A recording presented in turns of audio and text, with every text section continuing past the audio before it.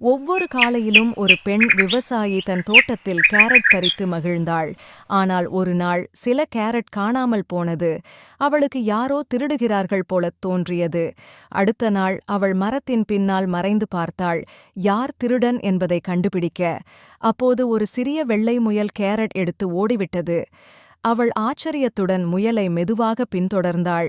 முயல் தன் கூடு அருகே கேரட்டை மெதுவாக வைத்து சென்றது. அப்போது விவசாயி உணர்ந்தாள், அது திருடன் அல்ல, அது ஒரு அன்பான தாய் முயல். தன் குட்டிகளுக்காக உணவு சேகரித்துக் கொண்டிருந்தது. சில நாட்களில் மழை பெய்தது. முயலின் கூடு நீரில் மூழ்கப் போகிறது.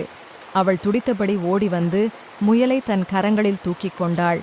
அதை தன் வீட்டுக்குள் கொண்டு வந்து பாதுகாத்தால் அந்த மழை இரவில் முயல் அவளது வீட்டில் நிம்மதியாக இருந்தது. முயல் அழகான குட்டிகளை பார்த்து கொண்டது. அதை பார்த்த விவசாயியின் கண்களில் கண்ணீர் மலர்ந்தது. அவள் மெதுவாக சொன்னாள், அம்மா, பாசம் என்றால் இதுதான். அந்த நாளிலிருந்து முயலும் அவளும் ஒரே குடும்பமாக வாழ்ந்தனர்.